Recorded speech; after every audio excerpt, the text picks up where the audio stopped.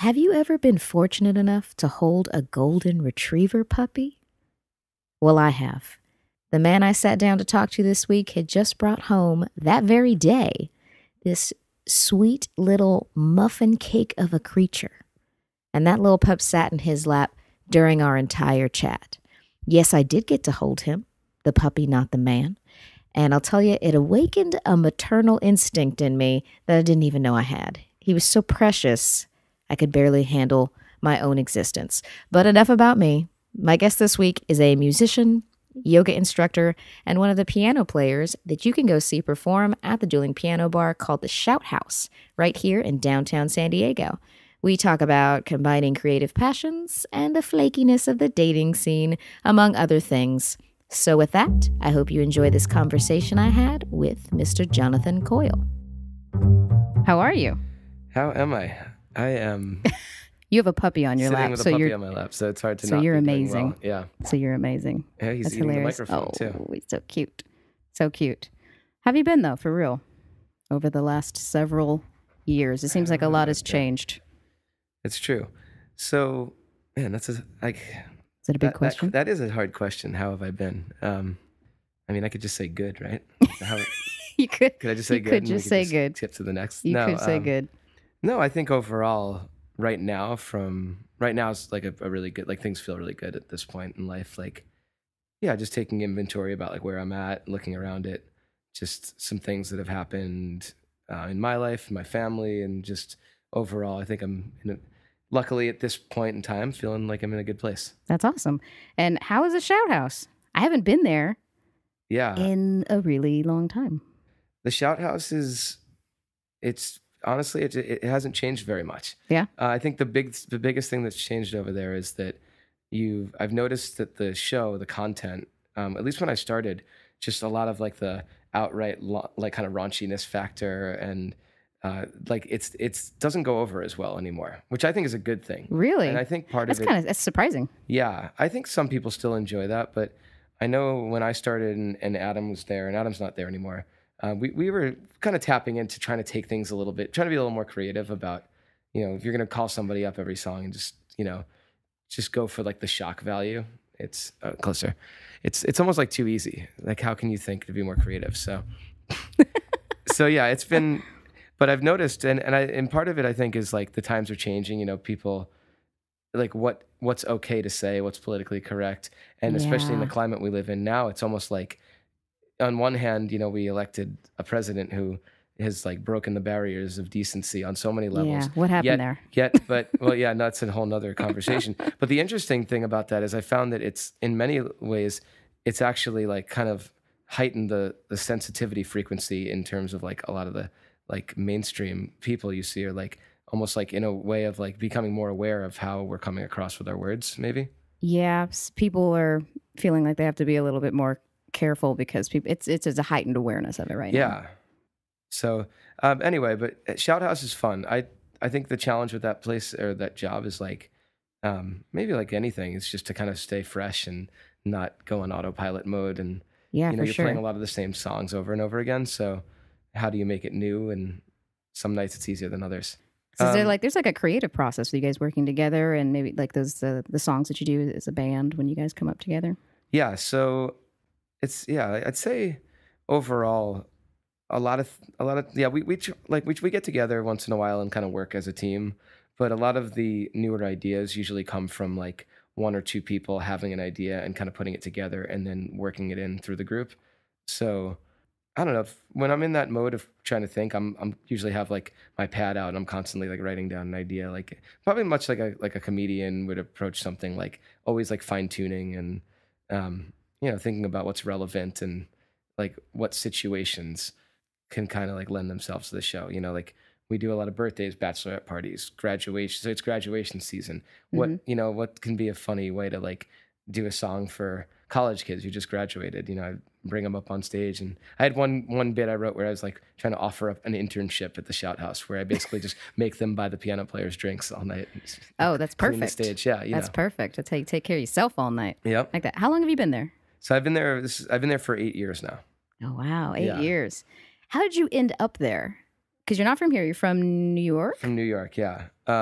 So yeah, I came out in 2003, and I was in a band for a while, and I think we did pretty well, but overall, like you hit a point. I think some people are more serious than others, and then things start to change. And puppy's making noises. And I really I needed something new, and a friend of mine told me about it. I showed up there and I saw the show, and I was like, "This is interesting." So I put a feeler out there and through an email, and they just had me come in. I played a song or two, and they were like, "Okay." They were like, "You're good enough to do this. Do you want to do it?"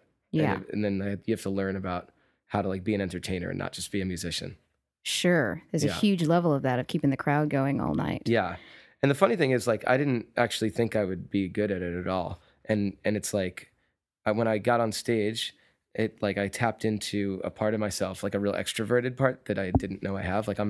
A lot of times I get this a lot. People are like, "Wow, you're really different than I thought you were." Because on stage, I'm usually really outgoing and just kind of, even like, I don't know, just off the cuff, really energetic. And I think I'm a little more laid back off stage. So people are, Yeah, it's two different modes, I right? know. And The I think on-stage some and the people, I think off-stage. a lot of performers can be like that. I know Billy Joel had a quote saying "I'm the most boring person you've ever met when I'm not on stage." Yeah, but you learn how to turn it on, right? Yeah. And I don't even know if it was learned. It just feels like automatic. Like when I get up there, there's it's like this alter ego takes over. And That's it's a cool perfect. feeling. Yeah, that's very Yeah. cool. I mean, you have to learn music so quickly. Yeah. Does that come from you just have such a solid foundation in music that you're able to pick things up quickly? Is that something you had to develop when you started there? Honestly, I've always been able to just hear a song and play it. Really? I never learned how to do that. It just was something I could do. So That's convenient. it's very convenient that I found a job that actually that skill set lends itself. Yeah. I was just telling the story the other day when I played at that gig for the people, the 70 people, about how when I started out with music, I showed promise from a young age. I was definitely talented and could play by ear. But then, much like a lot of people, I took piano lessons and didn't like it. I was taught the classical and the structure, and I ended up stopping music for a while. And then in high school, I started listening to music. And then I think I was at a party and somebody had a piano, and I started playing piano. And one of the girls who was 3 years older than me liked me, and I was like, okay, I'm going to be a musician now. And no, I'm serious. I believe you. Yeah. So, but seriously, ever since that night, I realized okay, I was the guy at the party who sits on the piano and everyone comes around and plays and sings. It feels like a good place to be. And I just kind of have always done that in college, it's something that brings people together. So it's really cool that I found a place where that's the concept is just people come in and they come together through music that they all love, and they sing together, and they just get into it, and I get to kind of be a vehicle for that enjoyment. So it's a Yeah. really it's honestly it's a huge gift, and I'm sure a lot of creative types and musicians especially are very much in tune with how powerful it can be. And I think most of us can agree that it's the reaction that other people have that is what fuels us. And when we realize it's seeing ourselves up there and what we create, it's just very powerful. It's a powerful experience. It seems really amazing. One, because it seems like a very rare situation to be able to be in, to do something like that. Two, that you're getting to do something that feels very natural. And three, it really has to put you directly in the moment all the time. You have to be very in the moment to do that kind of So that job, actually right? is extremely true. And at the Shout House in San Diego, sometimes when people ask what I do, and I'm it's kind of weird saying, "Oh yeah, I work at a dueling piano bar," because for one, half people are like, "What the hell is a dueling piano bar?" Part of me feels it sounds like I'm the dude who's still sitting in the corner at some hotel bar playing, and it's almost and I almost want to be yeah, I work at this dueling piano bar, but I swear, I get healthcare too. It's Right, and it's a real job. you just got to explain the whole Yeah. thing first. Yeah. But then the people that do know it, they're like, "Oh yeah, no, I love those places. I went to the one in Vegas. It was great." And then it's honestly, I don't, and I hope a lot of other dueling piano players don't hear this, but I think I don't know if I've ever really been to another club where I walked in and actually really felt oh, this is awesome. The Shout House Minneapolis, there's some players out there that I really liked, and I've met a few other people in the business who have come into San Diego and played, who I respect. But most of the places I've gone to, I'm just seeing the same recycled material, the same just kind of autopilot response, and it's very uninspiring to me. I don't Yeah. know. Because And you should be feeding off the because you audience were in just front saying of you. about being in the moment, and like to me, I feel like a lot of it, like I believe that the people who invented this concept were these incredible musician comedian types who were just really clever, putting ideas together and they kind of developed this repertoire. And I think at some point or another, a lot of people just said, okay, well, we're just going to just dip into that repertoire and kind of recycle everything and not create the new stuff, the next wave. And so it's one thing to kind of like pay homage to some of the bits that have been in for a long time, some of the routines. It's another thing to just kind of like, I don't know. It seems like a comedian who goes up on stage and does someone else's act. Yeah. Like, Or he does the where's the same act integrity in that? forever Yeah. without creating new. Yeah. And to be honest, I've gone up there and I've like heard a punchline from someone and I've delivered it because I knew it would get some great response. So it's like, I'm not any better, I guess. But at the same time, like think I've contributed a lot of repertoire too. I know like there's people in our club and other clubs that actually like will use material that I wrote. So I feel like good about that. Okay, at least I contributed something. Yeah, absolutely. If you Yeah. find something that works, Yeah. then why not? Yeah. Okay, so this is funny because I just like specifically because especially people listening, they're probably like, well, they don't really know the concept, they're not going to be able to relate. But so being a bald guy, right? So I thought of an idea for like kind of this autobiographical lament about being a bald guy, but it kind of starts out all sad and like reflecting, oh, why did I have to lose my hair? But then it gets to the punchline in the chorus, and essentially it's kind of citing this research study that was done where it was proving like baldness to like increase testosterone and increase virility. So like I think the punchline is like bald guys are better in bed. Right. And so I sing the song, and it's funny because I'll bring all the bald guys in the room up, and we'll have this like big bro bald moment where everyone's arm in arm, and it's just like fun. It's an amazing bonding moment with all it's these really men. like stuff like that. It's like, okay, cool. Like I found something that's like kind of true to me. Yeah. that is It's like perfect a for that kind of way. room. Yeah, and so it still kind of fits the mold of the adult humor that we do there. So there actually is room to be creative in the sense of like, even though a lot of people are there to hear Brown Eyed Girl and Don't Stop Believin', Sure. which is great, but then there's also room to like kind of bring in your own twist to it. Yeah. And some of the people that I've met in this gig, like Adam Johnson, being one of them, especially like he was always like very creative and brought some great ideas, and him and I really enjoyed working together. And when he was there, I think that was a really good period in terms of like kind of rewriting the next chapter for where the gig would go. Yeah. That's awesome. What do you feel like? So most of the time people are requesting the older songs, right? I mean, Is that most of the time? not necessarily. Yeah. What are the new songs that you feel like everybody's requesting? You know what's funny about that is that, and this is like a reality check to me because I'm 36. I still think about like, I don't know, even like 90s music feels like newer music because compared to Beatles, I feel like it was a decade ago. Like yeah, those it's memes like, are true. Oh, someone requested Third Eye Blind. Like, oh, it's kind of a newer song. And then you're like, this song is like 20 years old. It's like, It's weird, huh? yeah. So, and it's weird to think that like the medium age in the room are probably people about my age. So I can play songs from when I was young, and it's like that's the songs they were young too as well. So it's kind of a reality check. The newer music is almost a little harder to pull off in some ways because it's very much like electronically produced. So you have to be very like, Yeah, that's gotta be to tricky. try to kind of pull that off on the piano is a bit of a challenge sometimes. But it's also, I guess, fun to watch us try to. There's something about watching like, and it's like everybody I work with is super talented, but like we're all kind of nerds in our own right, like music nerds. Like, and so to watch us try to like pull off like, rapping Dr. Dre, and even if we can do it, it's still, there's something about it that just is like, oh man, these guys are ridiculous. Yeah. How your rap skills doing? Oh man, they're Solid? I don't know. I get into it. I don't know if That's important. So yeah, I think I'm like the guy who's like a really bad dancer, but really into it. So you have to have some respect on some level for me. All that matters is you're enjoying it.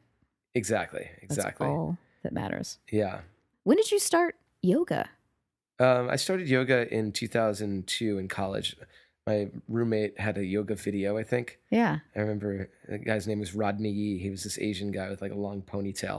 Who Perfect. actually I found out lives on Long Island now and is a very respected member of the yoga community. A lot, like I've heard his name throughout. But I just did this video and is this guy like just super flexible doing all these poses. And I'm like You're sitting like, I there want like to do that. a mess. Like, no, I'm like the least flexible person. Even today, as an instructor, people I think they expect me to like be able to even like do a split, and it's like Yeah. I'm like I guarantee you like there's first time people that come into yoga who are like twice as flexible as me and they've never done yoga before. It's just Well, it's funny. It shows you what areas of your body are more capable than others. yeah. It really points out your weaknesses Oh to God, yourself. I know, definitely, Like exactly. I have a ridiculously tight upper back. yeah, So certain things are really, really tricky for me. And I struggle Exactly. with them. But then other things seem to come really, really naturally. yeah, You know? yeah. So I yoga, have a really good bridge pose because I used to do gymnastics. see And that exactly, stuck and with bridge for me is like not bridge, but the wheel pose. Where you're like Yeah. upward. Yeah, that one's a hard me. For one. some reason, I struggle with half moon. That's to hold the balance is tough. for Yeah. me. I get all confused. That's actually I think in my top 3 favorite yoga poses, half moon. Yeah. Yep. I like it when I can do it. Yeah. I got to It's be in just the a right fun headspace, I practice. think. They're fun. Yeah. No, so yoga is incredible. I mean, like, it's really funny when you say the word yoga, how many different responses people have. Almost like because people who practice yoga kind of get it that it's obviously more than the physical practice, and there's a lot of elements to it. But then there's a lot of people too who are like that same reaction. Oh, yoga, it's like weird. It's like chanting and it's like some Yeah. Indian practice. People have these like and- preconceived notions of Yeah. what it is. And it's usually because they haven't tried it. Yeah, or like some people are like, "Oh, I hate yoga. I can't do yoga. It's like way too slow for Yeah. me." I hear that reaction a lot. Or people And- have closed themselves off to it because they tried it one time and then Yeah. they realized that they weren't really flexible and then they just say, that's not for me. Yeah, I definitely have like I'm mentally like my mind is moving a lot.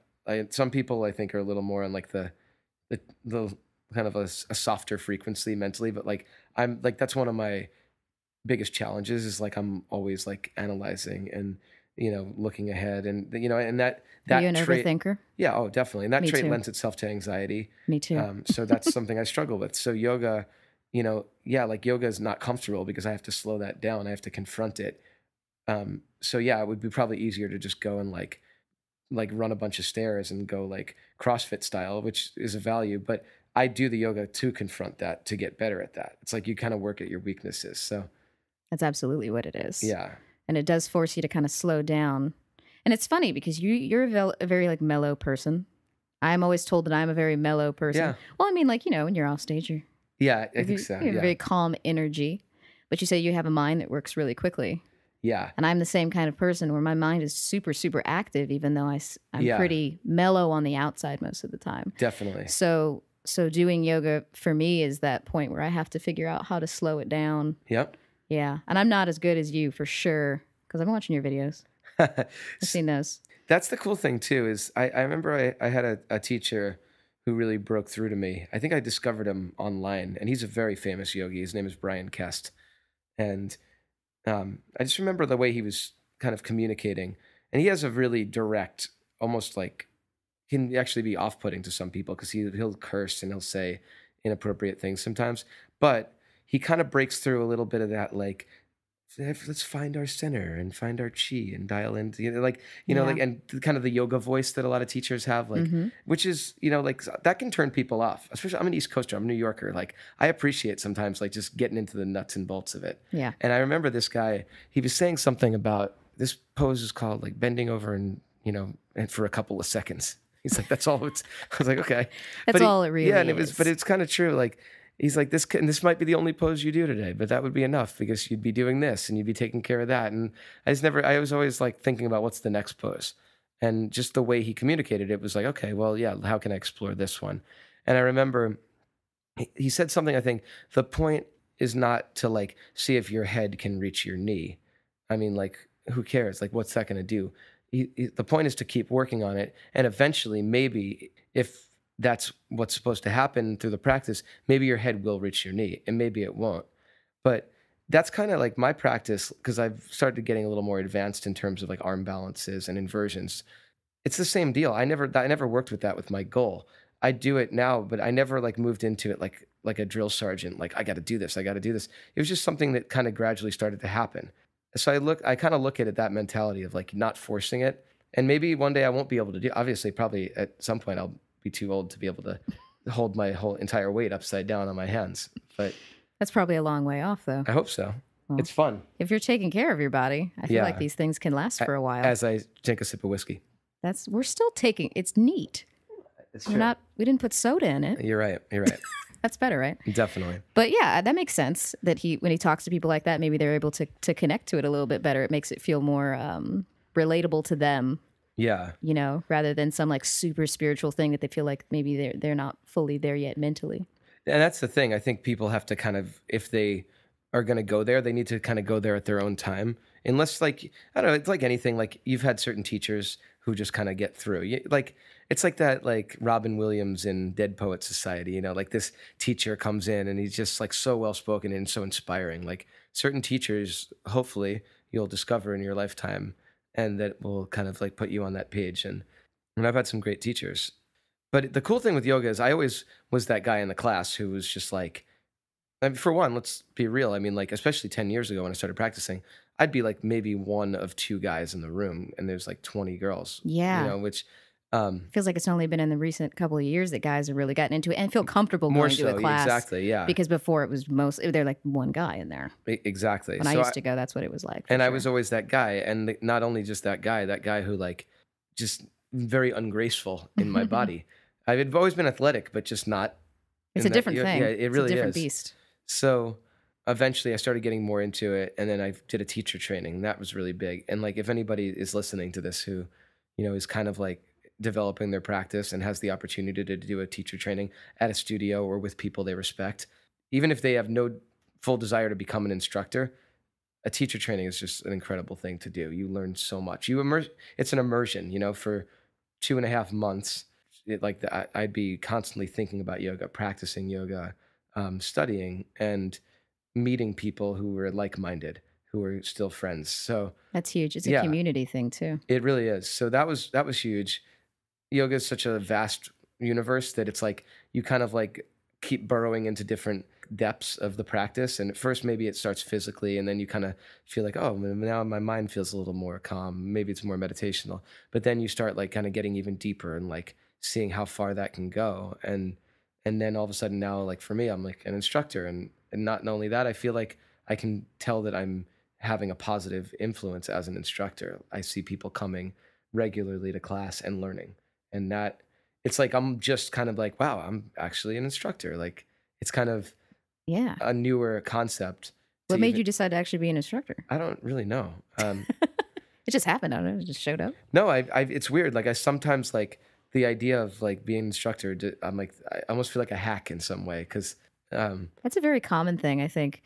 Even when you're really good at something, there's a lot of people that feel like they're somehow like a phony, even when you're good at something. Yeah. And I don't know if that's something that's just weird. It's wired into our minds or something. I think that maybe it keeps you humble, though. Maybe that's a good thing. I think so. No, I think that's definitely true. Yeah, but I've noticed, like, at least right now as an instructor, where it makes me effective is that my practice is very much alive. And so when I go in to teach, it's like I'm sharing things that I'm working on in my own life, in my own practice. So not just like something I've been doing, just like with music where it's like this automatic thing. Like I was saying, like it's something that's very, like I'm experiencing it on a daily level. And I think people can feel that. And so I think my classes can be a little more like, hey, we're doing yoga together, as opposed to I'm going to tell you my ways of wisdom, which, right. You know, it doesn't come from a place of like ego. Yeah. It comes from sharing this moment with these people. Yeah. But being a yoga instructor is incredibly challenging for different reasons. And there's so many things you have to be aware of. Obviously, like you're giving people physical cues, directions on where to put their body, like just saying, bring your right hand to your left calf. That alone is, if you need to put that in a good way, if you're confusing and you say, okay, now raise your right hand and draw your gaze back to the left side and reach back for your, if you start saying too many words, people are like already confused. Yeah. So while they're struggling physically. So you need to have really good cues. You have to kind of plan what you're trying to do. What are you trying to accomplish with the practice itself physically. Where are you going with it all? What's the purpose of it? What's the energy you're projecting as an instructor? Are you bringing in a theme or a source of inspiration beyond the physical? Are you remembering to keep everybody's breath focused? Are you giving good posture adjustments physically to students? Is your playlist good? Like, and working with the energy you're putting out there. And then other teachers bring in like essential oils, and now we're administering. I'm all up in that essential oil thing. Yeah, aromatherapists. Yeah. It's I don't know where the line ends, but it's pretty funny. Like, there's just so many things to think about when you go in to teach. But the best instructors are the ones who are authentic. Mm-hmm. The best people are the ones that are authentic. Absolutely. Yeah. Absolutely. I think people are more drawn to other people when you can feel like they're just being themselves, and that's completely natural and it's not forced. Yeah. And you gain more success when you do things when people can feel that that's just you. Yeah, I agree. I was just thinking about that. It's because it's interesting, like sitting down and having a conversation and actually picturing people listening and being like, why the hell would anybody like care what I'm talking about? Like, I don't know. I mean, You have interesting things to say. I get to you. That's good. You do cool things. Thank you. The funny thing is, I really have a hard time just being social. I know you kind of mentioned that too. Mm-hmm. And I don't know what it is. I need to be in the right mood. When I'm in the right mood, I can be really good at it. Oh gosh, absolutely. But I don't know. Like I find myself in so many situations where I just feel like the conversation just like searching for something to say that's not completely drawn out and mundane. And it's because when it's hard to, I have a hard time making small talk. Yeah, the small talk. If I go out and I got to make small talk for a long period of time, it's super draining. It makes me really I think tired. A lot of people feel that way, but extroverts, like super extroverted people, usually are better at that because they feed off of the energy of being around other people. Yeah. Whereas people who tend towards introversion kind of need the alone time to build up their energy. And I think when introverted people can be very social. Yeah. But going out into that socialness and being in the wrong type of setting with the wrong type of people, and they're doing a lot of small talk, and they feel forced, and they're doing all that stuff, that is so draining and tiring. I feel like I can't go out for like another 2 weeks sometimes if I get into that kind of a bad situation. Agree. I know, and that's where I think that the challenge can be, is to find people who are kind of on that page too, because it's a wavelength thing. Yeah, definitely. Yeah, I noticed like I don't really have like people that I hang out with a lot. Like I spend a lot of time by myself, and I'm good with that because I feel like a lot of times I'm learning so much in that space. But then there also comes a point where I'm just like, man, like I'm really tired of myself right now. I would definitely like to hang out with somebody else. Yeah, I hear you. And then I like go attempt to like force. I like call up somebody. Hey, let's go get a drink. And then I get there, I'm like, I get off the phone, I gotta go back. Or right home. after I send the text, usually I'm like, oh, why did I do that? Right? I don't really want to do that. Are we talking? I mean, like this obviously could apply to like any types of friendships, but like I feel like this could be especially be true in like opposite sex relationships too. Yeah, I feel like I have to be a little bit careful sometimes with that, because you don't want to. It's kind of that thing if you have guy friends. There's certain guy friends where it's completely chill and it's cool and you can hang out with them. And there's other guy friends where you might have to be careful because you don't necessarily want them to think it's a date. Right, and you don't it's like you got to tread that line a little bit. Yeah, you know what I mean? I see it being different. But yeah, I'm totally in this weird place where being out doesn't seem to be my focus. Yeah. And if I do go out, it has to be the right company. Yeah. It has to be the right company. It could be a good time. But I think it got to the point where I used to go out all the time. And then it felt like a Groundhog's Day of going out to the bar. And it was the same night. And I felt like we were having the same conversations. Yep. And it felt like a waste. I was like, what am I doing? What am I doing? And then now I think what happens is like, if I do go out, it has to be worthwhile, or it can be just an event, like somebody's birthday. Somebody's like, I'll for sure show up for those kinds of things. But if I'm out and don't truly want to be there, all my mind is doing the whole time is thinking about all the things I could be doing at home to be more productive. Yeah. That's where my mind is. And I have a hard time being in the present. Yep. I know. In the wrong setting. Definitely. Is that bad? I don't know. It just is. It just kind of is. I know. So you're not feeling very social right now? No, I'm in a point where I think so. I've been like I think I was in a relationship for about 3 years on and off, and it was a really tumultuous relationship Mm. because we worked together, and that's and given the nature of Been there. the kind of work that I do, Yeah. especially like working on stage playing music, like she's the one girl who worked at the Shout House, and so that was a very unique relationship for many reasons. But one being like, we shared so much in common from like sharing this unique job that we do to being musicians to being passionate artist types. And so there was a lot of great things there. Unfortunately, there was a lot of like unchecked emotion that just, it led both of us to some pretty dark places. Mm-hmm. And unfortunately, like the dysfunction outweighed the positives. And eventually it just had to give. And I think it like that just was what had to happen for both of us to move on to a better place. But since then, I mean, I was really invested in that very much. Like I wanted that. That was like one of the first, maybe the first real relationship I on a level like could really entertain the idea of marriage. And even it's funny because like I could say that, but then my family would be like, "What the hell are you thinking? Like you guys are fighting every other day." Yeah, but it's how But you felt. you know what I mean? Yeah. Yeah. So I was really invested, really into it, and it didn't work out. But since then, and it's been like 2 years. I haven't gotten close to that feeling yet. So I've kind of been at like everybody I've met, I've kept at an arm's length, and it's not like I'm not trying to find the person, like because that's what I'm saying is like I really enjoyed that kind of relationship. Like people, like everybody's different and looks for different things in relationship. Like some couples, like they thrive on, they live their independent lives and they come together and they experience that, but then they really like for me because I'm such an introvert and I don't like to bounce around and do all these different things. I kind of like to be involved with someone who is like shares similar passions and almost like likes to get into projects that are similar to what I'm working on and Mm-hmm. like and yeah, I just haven't really found somebody who's kind of one into that, but also there's like that chemistry too. Sure. And so I think that's I kind of know exactly what I'm looking for. But at the same time, it's tough because it also makes you like, if you have a certain lens on that you're looking through, Mm. it might affect the way you would view things. Because sometimes we like think we know what we want, but then we really don't.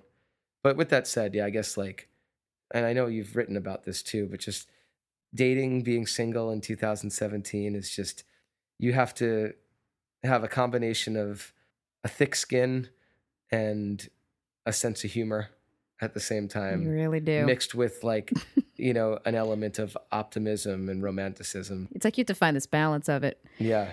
really. And they say that opposites attract, but I always feel like I gravitate towards people that are similar to me. Yeah.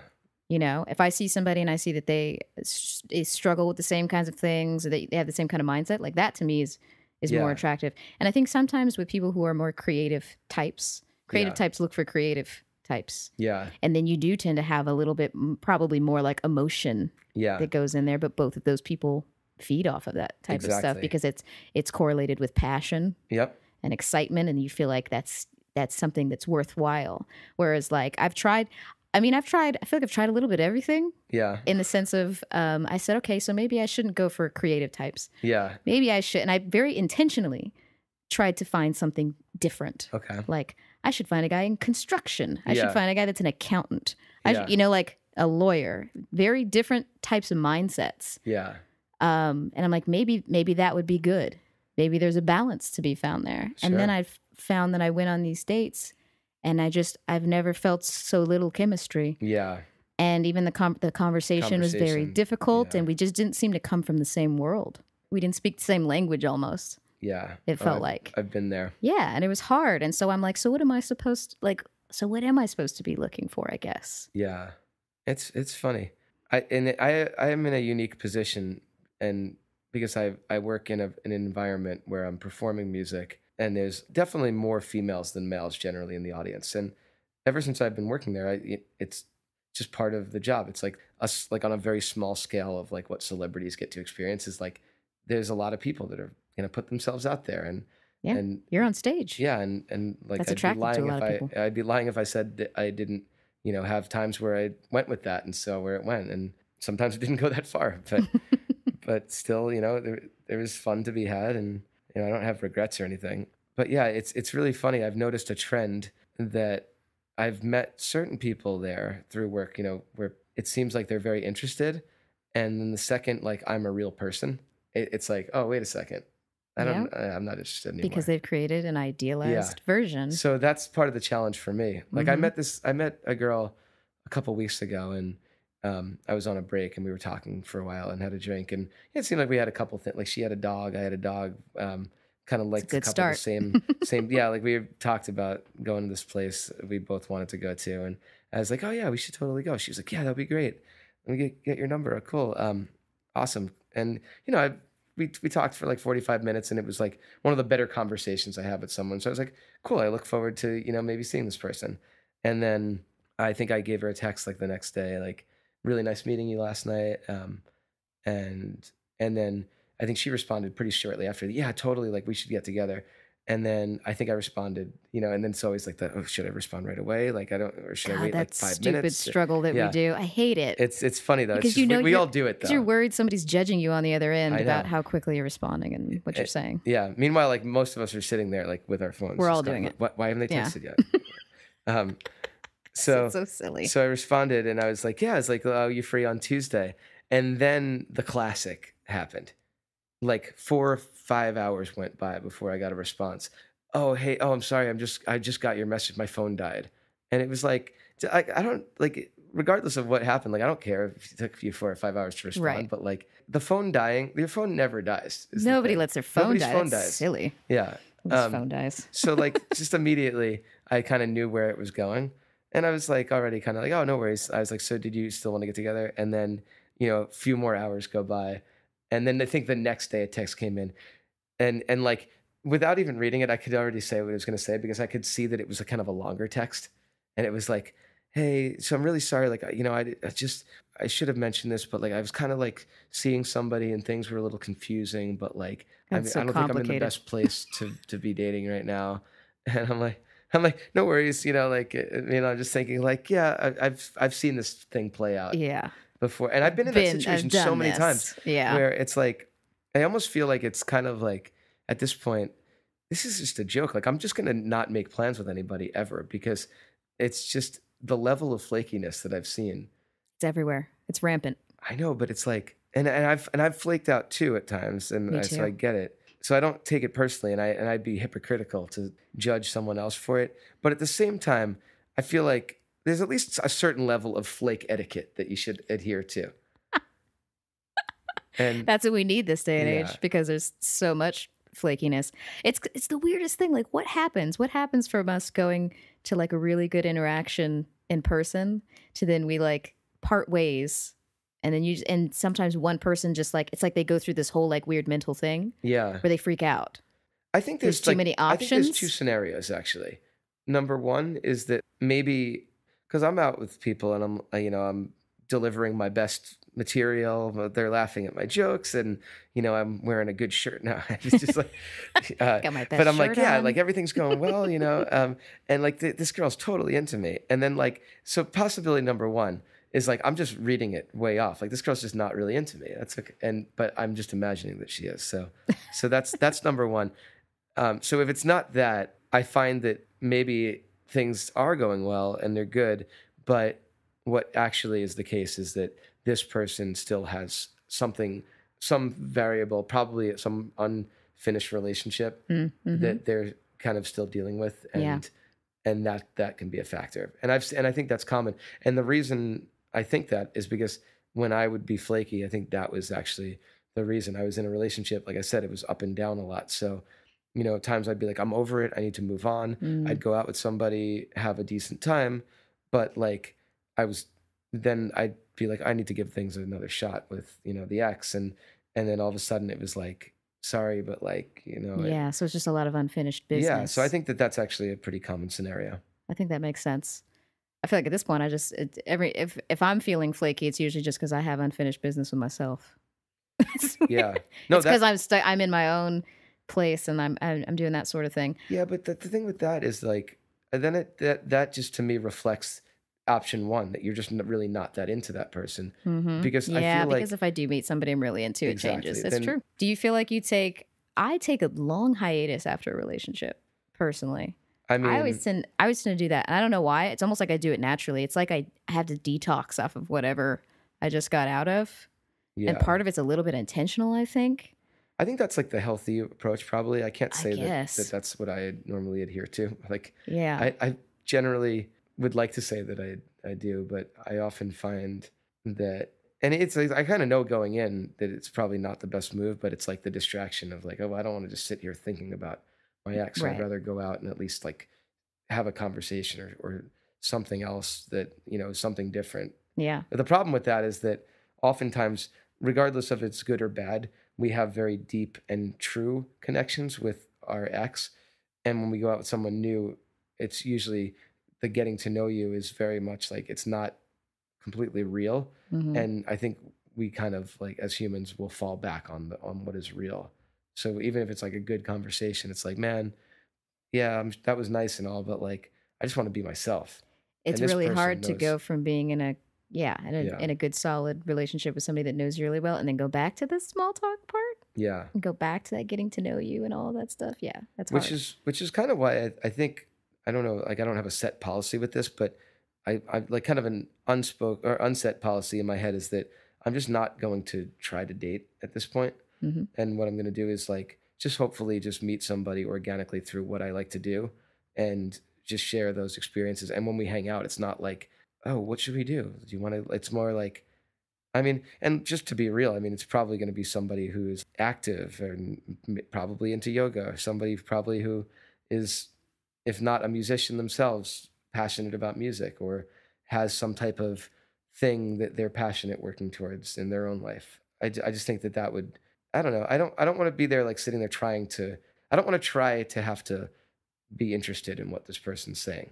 I Hmm. just want to be interested in what they're saying. Yep. And I think there's a difference. Yeah. And I want them to be interested in what I'm saying. That requires having things in common. So Yeah, naturally, you'll probably meet them doing the things that you exactly. like to do. I think that's how it happened before we had the dating apps and the internet and the all the other stuff that makes Yeah. it It's interesting that though, opens up because, the world to us, well, we're living in a time like no other right now for a number of reasons, but like even, growing up and watching movies and the way things were portrayed in the 50s and 60s and it seems like people weren't as selective necessarily with it was more just kind of like, okay, well, this is what we do. Like I'm going to meet somebody and You we're going to met go on people some at dates and we're school going or to, in your neighborhood. yeah, Yeah, exactly. they were just around.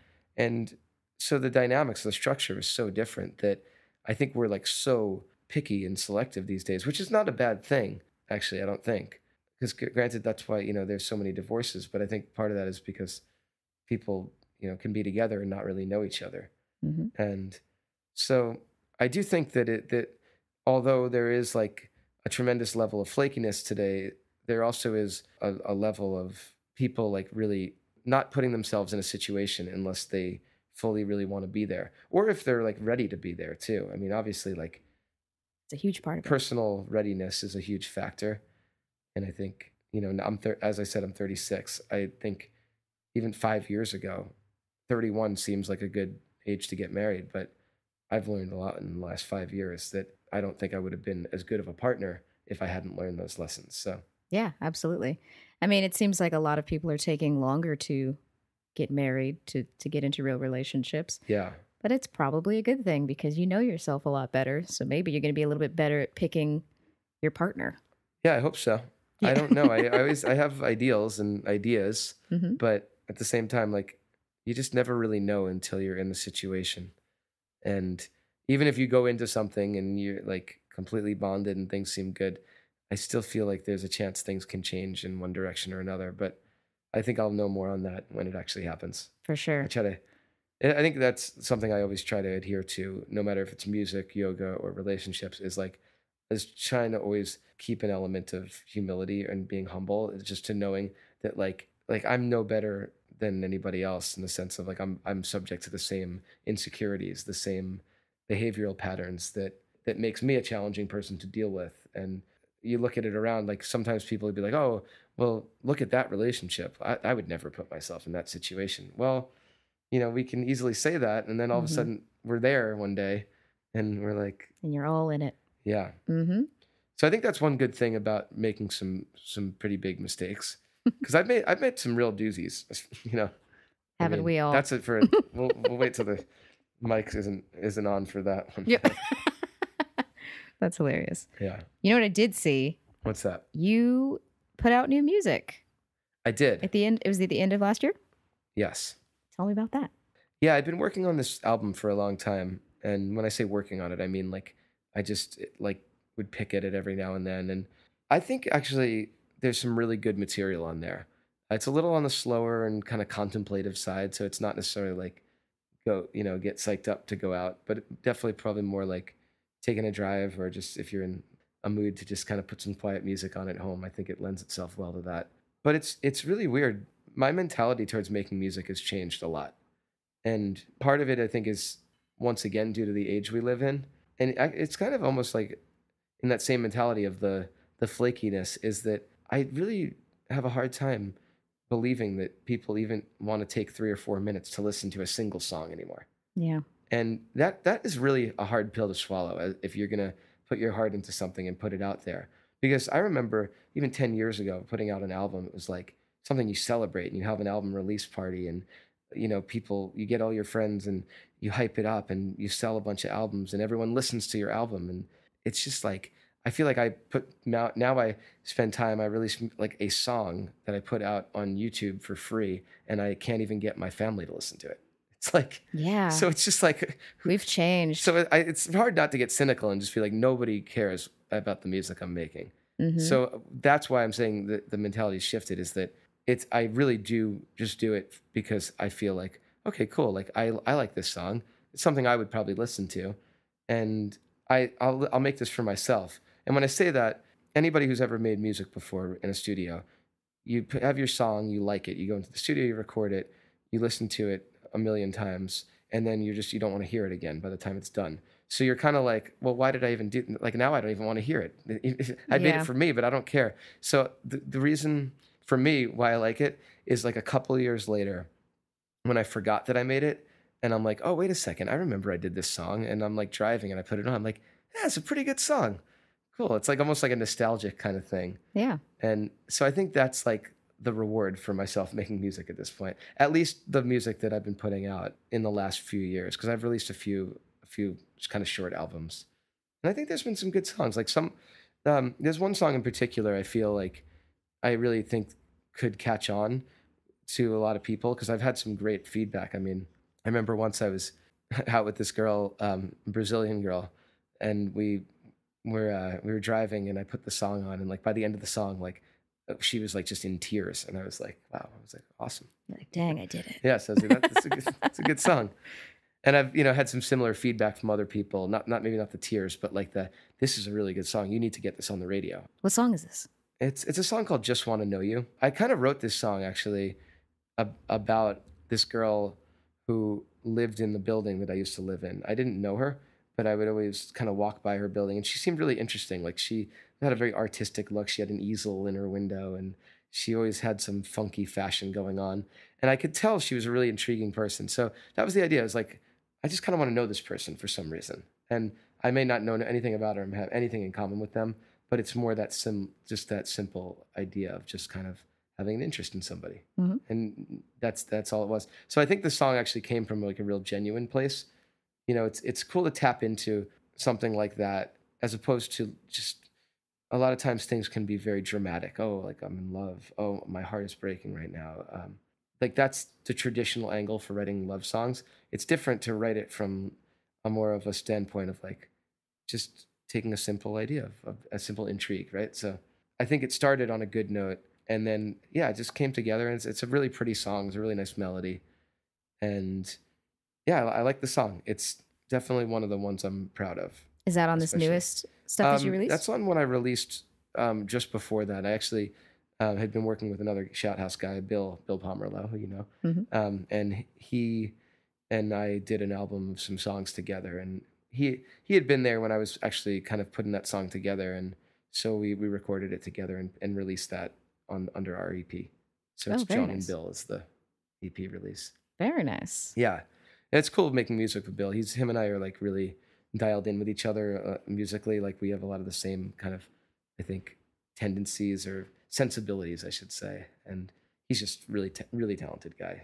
Yeah. So That's kind of the interesting thing with creative things these days. It's almost like if people feel like you're not making a ton of money off of it, they don't think it's worth anything sometimes, is the way they'll talk to you. yeah, You know, or even like with my writing, like sometimes people will just be like, "Oh, you're writing. You have this book." Like, but why? Is that like your job now? yeah, Does that make all your money? And I'm like, right. no, does not So you make all do my it money. because it's something you're interested in doing. It's what I like to do, and I feel like I do it just as much for myself Yeah, as I do for anybody else to read it, because it's nice. It's nice for me to sometimes just get those thoughts out yeah, exactly. and do something creative, and you can feel proud of just completing something and putting Yeah. it out there. Definitely. You know, there's a satisfaction to be gained from that, and I think there's definitely a feeling that, like, you know, every single time before I post something, I always go like, oh, well, who's gonna care? Yeah, I know. Who cares? Nobody's gonna care. But I think maybe the mentality we have to have is like, I'm doing it for me Yeah, for and the that's most true. part, and it doesn't. You know, people will take it as they will, and I don't really have any control over that, and that's Yeah. cool. And I hope they like it, and I hope they read it, and I hope they see it or hear it or whatever. You know. Yeah, But you do it for you, and that's the important part. yeah, and what's interesting today too is just with technology the way it is that back like not too long ago, people would follow other people, celebrities or just interesting social figures, because they did interesting things. They had a story. They knew how to represent or market themselves. Everybody can do that now. Everybody is their Yeah, own it's star. free game. So it's almost like to really stand out. Yeah, I feel like you have to really be exceptional or just really great marketer or just very popular. Lucky or know the right people, or Yeah. there's probably a lot of things that come into play there. But yeah, Yeah. it's a beautiful thing, and it's a difficult thing Yeah, now because there's so definitely. much out there. yeah. So actually, one thing I did want to mention, because this is relevant to the music we've talked about and the yoga, is because I am somebody who has a lot of free time, right? I don't have a girlfriend, a kid, and I have 2 dogs, so I'll have less free time. Beautiful dogs. And I have a job that doesn't require me to be there that much. So Yeah. and I'm also want to like do these great things. So okay, how am I going to stay inspired? That's the challenge. So when I'm not into a project and I don't have like that purpose, I can really like kind of drift and get a little bit depressed. But when I find a project, something to sink my teeth into, I live it fully every day. I'm up. I sleep less, but it's almost like, because I don't want to go to bed and You don't I need want to it as wake up much. Mhm. early. And right now I'm feeling that way because I'm involved in a project that I'm really excited about and looking forward to. And what that project is, I'm fusing 2 things that I've put a tremendous amount of my life and my effort into, especially in the last several years, is music and yoga. And what I'm doing is I'm going to make a video of myself teaching a yoga class. So a video that people can watch and practice with. But I'm actually creating music, original music, to work specifically with that class. So the energy of the music really goes with the energy of the poses. Even some of the themes of the lyrics go with what I'm trying to convey, maybe through some of the essential things that I try to bring into my yoga practice, my spiritual practice. And on top of that, I have some incredible yogis who are some of my favorite teachers who have volunteered to be in the video. So, I mean, it's just going to be really cool. I have like a professional videographer coming in to film this, and I'm doing it in about a month on June 4th, recording it. I think us yoga instructors, we do take our playlist seriously. And sometimes it's easy to just throw on, I don't know, everyone jokes like, just put the Thievery Corporation on and just hang out. Right. And it's great for yoga, but like, I want to create something that really is just feels like great to practice to. Or maybe it's great to just take a run to, or just it's like music that like helps enhance the experience. And being that I know music really well, and I know yoga decently well now too, I guess, I think I'm in a unique position to kind of fuse those 2 things together. That sounds like an awesome project. Yeah, so that's what I'm doing. Nice. And that's going to be like a YouTube? Yeah, I'll have it on YouTube. I'll probably put it up on, all my social media sites and I don't like know if I'm going to sell it or not. I don't, once again, I don't know who is buying things or anything. But Yeah. the goal isn't really to make money as much as to just do this awesome project. And I think the best thing that could come out of it is maybe finding more of my niche in terms of what I'm doing with yoga and music. It's cool as a performer and also as a teacher to have people who either one, show up to hear you play, or two, show up to learn from you. So it keeps me learning and active. So if I can build to that and kind of take another jump in my own practice, then it's a win. So that's the goal with it. Absolutely. That sounds like it'll be a pretty cool experience. Sounds like a full experience. Yeah, well, it's cool too because certain yoga classes will incorporate live music. Mm-hmm. And so I did that one time. It was very cool. Yeah.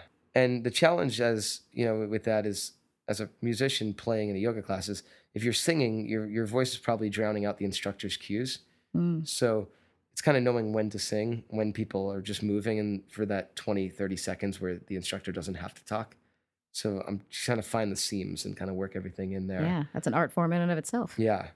And at the studio I teach at, which is downtown Pura Vida, we're going to start doing a monthly live music class. And it's kind of cool. Like the first half of it's a little more upbeat yoga, faster paced, but the last half is a lot of long held stretches. And that's when I get to really perform songs. And I'd like to build that up and have more people come into that. Yeah, that sounds like it's going to be amazing. Yeah. Your studio's downtown? Yep. What'd you say the name of it was? Pura Vida. Nice. And what are your socials? So my favorite number is 22. So I am under John Coyle 22, and there's no H in John. So it's JONCOYLE 22. And that's my Instagram. And then YouTube is under my name. And on that's pretty iTunes? much all I use. iTunes, just under my name, Jonathan Coyle. Perfect. Yep. Awesome. It was really nice talking with you. Very nice to after not seeing you for so long. Definitely. Thank you for doing it. Thank you, Courtney. That's it for this one, you guys. Thanks for being here, and I hope you'll join me again for another podcast next Tuesday. If you're feeling generous, go ahead and subscribe and leave a nice rating. I'd very much appreciate it.